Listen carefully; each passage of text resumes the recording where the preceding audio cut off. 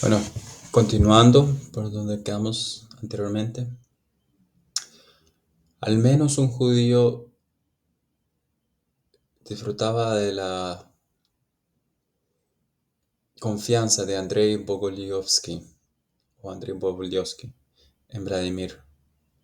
Entre los confidentes de Andrei había un tal Efraín Moisés, cuyo patronímico Moisés o Moisevich indica su derivación judía, y quien, de acuerdo con las crónicas, estaba entre los instigadores de la traición por Andrei, por la cual Andrei fue asesinado. Sin embargo, había también una anotación o escritura que decía, bueno, bajo la mano de Andrei Bogolyovsky, que decía que muchos búlgaros y judíos del territorio del Volga llegaron y se bautizaron. Y después de la muerte de Andrei, su hijo Georgi huyó a un príncipe judío en Dagestán. En cualquier caso, la información de los judíos en el tiempo del Sultán Rus es poca, y sus números eran también pocos. La enciclopedia judía aclara en las canciones heroicas rusas, Vilenin, el judío zar o el zar judío, es decir, el guerrero Shidowin, en el viejo Vilina, que habla sobre Ilia y Dobrina. Es un favorito, em, una expresión general que se refiere al enemigo de la fe cristiana. Al mismo tiempo, puede ser algo o una parte de las memorias sobre las luchas contra los cázaros. Aquí, la base religiosa de la hostilidad y exclusión se aclara o queda clara. En esta base los judíos no eran permitidos asentarse en Moscovy Rus. La invasión de los tártaros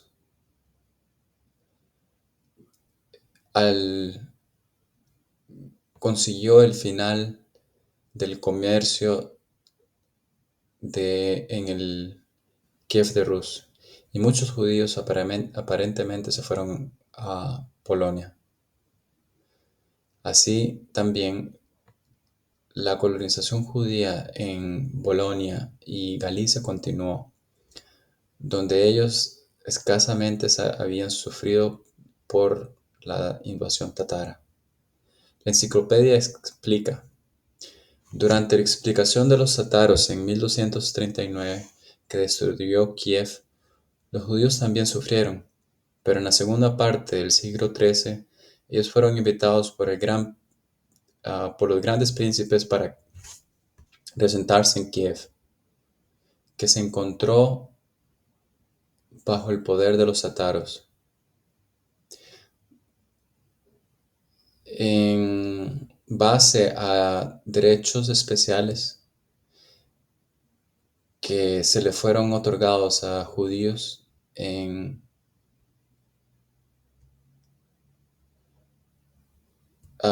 fueron otorgados a judíos en otras posesiones de los tatares, la envidia se agitó en el pueblo en contra de los judíos del Kiev. Similarmente, no solo en Kiev, sino también en las ciudades del norte de Rusia, que estaban bajo el dominio tataro, estaban disponibles para muchas eh, mercaderes de Korosem o Kiva, que habían,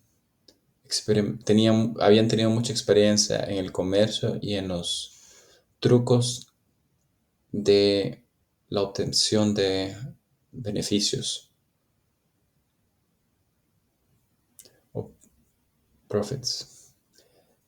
Esas personas compraron de los atares la, el derecho para recibir tributo o para recolectar tributo. Ellos demandaban interés excesivo de los pobres, de la pobre gente, y en caso de que no pudieran pagar, declaraban a los deudores esclavos y les arrebataban su libertad. Los residentes de Vladimir, Suzdal y Rostov finalmente perdieron su paciencia y se levantaron juntos al sonar las campanas en contra de los usureros. Unos cuantos fueron asesinados y otros fueron echados. Una expedición punitiva del Khan en contra de eh, los que organizaron el motín fue hecha. Sin embargo, se evitó bajo la mediación de Alexander Nevsky. En los documentos del siglo XV, Kievita, judíos de Kiev que eran prestamistas fueron mencionados. Ellos poseían una gran fortuna. Nota 1. La palabra Moslem en el alemán es en el alemán, no del francés, la traducción. Estoy investigando el ruso original. La herejía judiciante. Una migración de judíos desde Polonia hacia el este, incluyendo Bielorrusia, que es Belarus, debería mencionarse en el siglo XV. Habían peajes y demás en Minsk, Polotsk y en Smolensk. Sin embargo, no habían congregaciones asentadas ahí. Después de que los judíos fueran echados de Lituania en 1496, el movimiento hacia el este volvió con particular energía a principios del siglo XVI. El número de judíos que emigraron al Moscovsky Rus o Moscovy Rus fue insignificante. Sin embargo, judíos con influencia en ese tiempo no tuvieron dificultades para ir a Moscú. Hacia el final del siglo XV, en el centro espiritual y administrativo de Rus, hubo un cambio que apenas fue percibido, pero que pudo haber tenido o haber provocado un desastre y tuvo consecuencias más graves en el dominio espiritual o el campo espiritual. Eso tiene que ver con la heresía judiciante. San Josef de Volokolamsk, que vivió entre 1439 y 1515, la resistió y observó. Desde el tiempo de Olga y Vladimir, el ruso con miedo a Dios nunca había experimentado tal seducción. De acuerdo con Kramsin, comenzó así. El judío se creía que en 1470 llegó a Novgorod desde Kiev se dio cuenta de cómo em, desviar a dos almas espirituales, Dionis y Alexei. Él les aseguró que solamente la ley de Moisés era divina. La historia del am, Redentor era inventada y que el Mesías no había sido nacido o no había nacido, que uno no debía rezar ante los íconos. Así empezó la herejía judiciante. Sergei Solovyov, entre 1820 y 1979, un gran historiador ruso, expande en esto. Dice que Zecaría lo logró con la ayuda de 5 cómplices que también fueron judíos, o que también eran judíos. Y esa herejía obviamente era una mezcla de judaísmo y cristianismo racionalizado que negaba el misterio de la Trinidad y la divinidad de Jesucristo. El padre ortodoxo Alexei se llamaba a sí mismo Abraham. A su esposa le llamaba Sara y junto a Dionis corrompieron muchos más espirituales. Pero eso es difícil de entender. ¿Cómo Zecaría pudo tan simplemente o tan fácilmente incrementar el número de sus pupilos en Novgorod? Puesto que su sabiduría consistía nada más en, en el rechazo de la cristianidad y la glorificación del judaísmo. Probablemente Zacarías sedujo a los rusos con el Kabbalah judío, una enseñanza que captura las masas ignorantes, y en el siglo XV era bien sabido que cuando los hombres educados eh, buscaban en esto la solución a los más importantes dilemas del espíritu humano. Los cabalistas eh, se zarandeaban. Ellos eran capaces de discernir los secretos de la natura, explicar sueños, profetizar el futuro y conjugar espíritus. J. Gessen, un historiador judío del siglo XX, representa en contraste la opinión. Es cierto que los judíos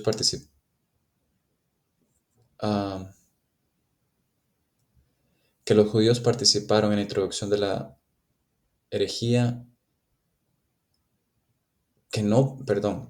él contrasta su opinión y dice que los judíos no participaron en la introducción de la herejía y tampoco en su expansión, pero no indica sus fuentes.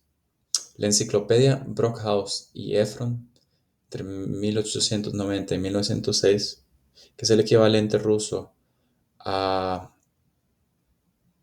la, es el equivalente ruso a la enciclopedia británica de 1911, explica: aparentemente, el elemento original o verdadero judío no jugó un rol tan importante. Se limitaba a contribuciones en rituales pocos. La enciclopedia judía, que sin embargo, o bueno, de ese tiempo, escribe de esta manera: ahora, desde la publicación del Salzer de los judaizantes y otras memorias, la pregunta en cuestión de la influencia de los judíos en las sectas debe ser vista en un sentido positivo. Los heréticos de Novgorod respetaban un orden exterior, aparentemente para una humildad rápida que completara sus deberes de piedad. Ellos se hicieron notar por la gente y contribuyeron a la expansión de la herejía. Después de la caída de Novgorod, Iván Vasilievich III, 1440-1505, un hombre inglés, sería John, hijo de Basil, príncipe de Moscú, unió el gran territorio judío bajo Moscú. Visitó la ciudad y se impresionó por Pieti y,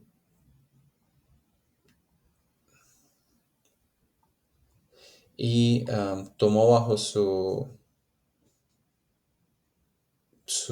ala a los primeros heréticos, Alexei y Diones.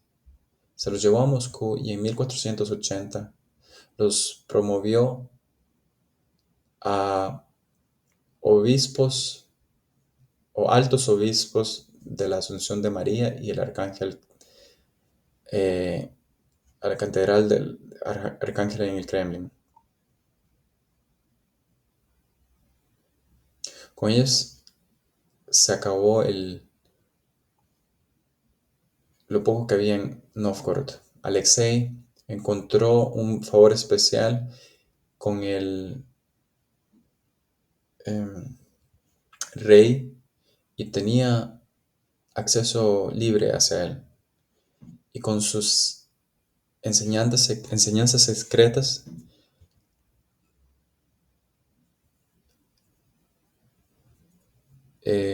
sedujo no solo a varios guías espirituales y oficiales, pero movió al gran príncipe o logró que el gran príncipe nombrara como arquimandrito, que es decir, la cabeza o el líder de la Iglesia Ortodoxa. Logró que Zosima, un metropolitano, cabeza de la Iglesia rusa, un hombre del mismo círculo que estaba en herejía, él fue nombrado. Además, sedujo a Helena a la herejía, que era la hija eh,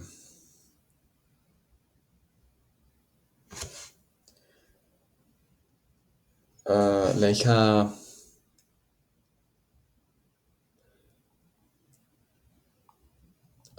la esposa del hijo del gran príncipe, que era viuda de Iván el joven y madre del que heredaría el trono, el sobrino bendecido Dimitri.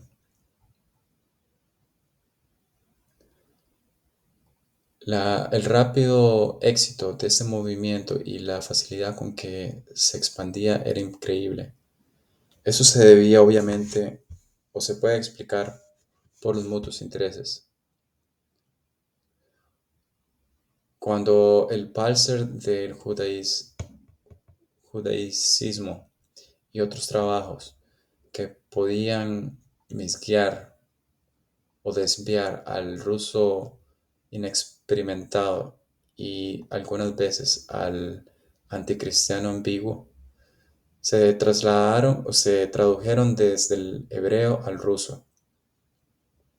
Así uno puede asumir que no solo los judíos y el judaísmo estaban interesados en ellos, así también el lector ruso estaba interesado en las traducciones de los textos religiosos judíos.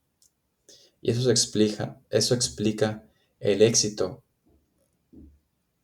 del cual la propaganda del judaicimiento tuvo en varias clases de la sociedad.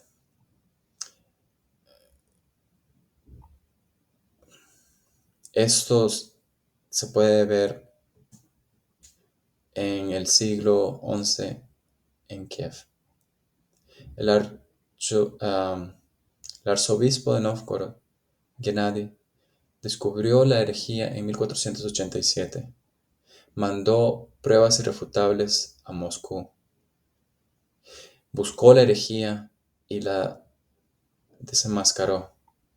En 1490, un consejo de la iglesia se reunió para discutir el caso. Bajo el liderazgo del recién promovido metropolitano Zosima. Con horror ellos oyeron las quejas de Gennady, que sus apóstoles insultaban a Cristo y a la Madre de Dios, escupían en la cruz, llamaban a los íconos imágenes idólatras, las mordían con sus dientes y las tiraban en lugares impuros. No creían en el reino del cielo, tampoco en la resurrección de los muertos, y seducían a los débiles mientras se mantenían callados en la presencia de otros cristianos.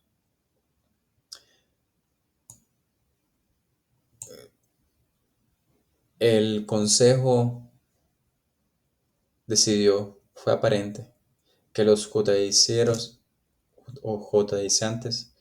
no reconocían a Dios como el Hijo, como a Jesucristo como el Hijo de Dios, que ellos enseñaban que el Mesías no había perecido, que ellos observaban el sábado del Viejo Testamento en vez del domingo cristiano.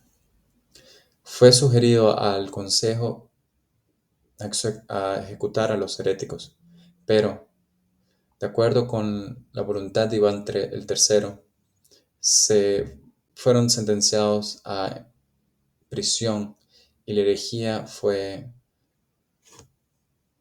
em, disminuyó.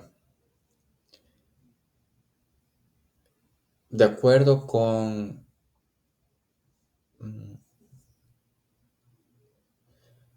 con la seriedad de la corrupción moral, tal castigo en realidad fue bastante poco o bastante suave. Los historiadores unánimemente explican que em, que Iván dudaba de su actuar, puesto que en herejía o la herejía se había expandido tanto hasta en su propio techo y también era practicada por gente de mucha influencia, entre los cuales estaba Fyodor Kurizin, que era el plenipotenciario secretario de Iván, es decir, el ministro de Exterior, famoso por su educación y sus capacidades. El liberacionismo de Moscú fluyó desde el dictador del corazón temporal, F. Kurizin. La magia de sus secretos eran disfrutadas por el gran príncipe y por la hija por la esposa de su hijo. La herejía, sin embargo, no fue abatida, sino que prosperó magníficamente y se siguió expandiendo. En la corte de Moscú, astrología y magia eran entre las atracciones de la pseudociencia revisionista del, eh, de la totalidad del punto de vista medieval. Esto era propagado y eso era propagado, que supuestamente era eh, libertad de mente y llamaba la atención a los iluminados con el poder de la moda. La enciclopedia judía aclara que Iván III, a partir de políticas o motivaciones políticas, no quiso estar en contra de la herejía. Con ayuda de Sejaría, él esperaba, mm, esperaba que su influencia fuera fortalecida en Lituania. Además, que él quería asegurarse el favor de los judíos de influencia en Crimea, de los príncipes y reyes de la península de Tamán, Zacarías de Gisolfi, y de los judíos de Chos y Cocos, un confidente de Khan Mengele Giray. Después del Consejo de 1490, Zosima el, siguió expandiendo el secreto de la sociedad por varios años, pero cuando fue descubierto, pero después fue descubierto, y en 1494 el gran príncipe le ordenó a renunciar de su puesto bajo ningún proceso y básicamente fue ordenado a renunciar. La herejía siguió, sin embargo, expandiéndose. Por algún tiempo, en 1498, sus seguidores en Moscú obtuvieron casi todo el poder y a cargo de Dmitri, el son de la princesa Elena, fue coronado zar. Pronto Iván III se reconcilió con sí mismo y con su esposa Sofía Paleólogos y en 1502 su hijo Vasily heredó el trono. Kurísin para entonces estaba muerto. De los heréticos, después del Consejo de 1504, una parte fue quemada, una segunda parte eh, llevada a prisión y una tercera parte huyeron a Lituania, donde adoptaron la fe mosaica. Se debe añadir que haberse sobrepuesto a la herejía de judiciación le dio vida espiritual al Moskovsky Rus al final del siglo XVI y le dio un nuevo ímpetu. Contribuyó al reconocimiento de una educación espiritual para las escuelas también, y el nombre del arzobispo Gennady se asoció con con la colección y publicación de la primera Biblia eslávica de la Iglesia,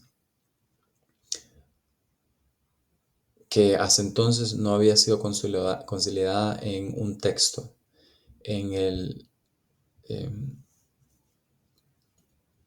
cristianismo del Este.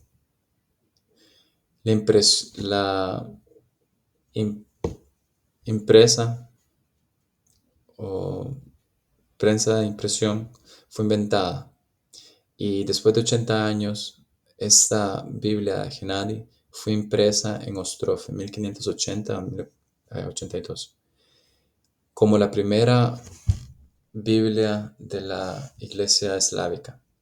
Con su aparición tomó todo el este ortodoxo. Hasta el miembro académico S. F. Plotonov da una idea generalizante sobre este fenómeno. El movimiento judaizante no tuvo, o sin duda alguna, contuvo elementos del oeste y del oeste europeo de su racionalismo. La herejía era condenada. Sus, em, voceros tenían que sufrir, pero la actitud de crítica y escepticismo produjo en ellos un gran, eh, producidos por ellos en contra del dogma y la iglesia, y el orden de la iglesia se mantuvo. Hoy, la enciclopedia judía recuerda la tesis que una postura negativa hacia el judaísmo y de los judíos era desconocida en Moscovsky Rus hasta el principio del siglo XVI. Se deriva de las luchas en contra de los judaizantes. A juzgar por las medidas espirituales y civiles en esas circunstancias, es probable que J. Gessen, sin embargo, contendiera. Es significante que tal eh, idea de la herejía como judiciante no disminuyó el éxito de las sectas y en ninguna manera eh, llevó al desarrollo de una estancia hostil hacia los judíos. Vamos a quedar por aquí, por hoy.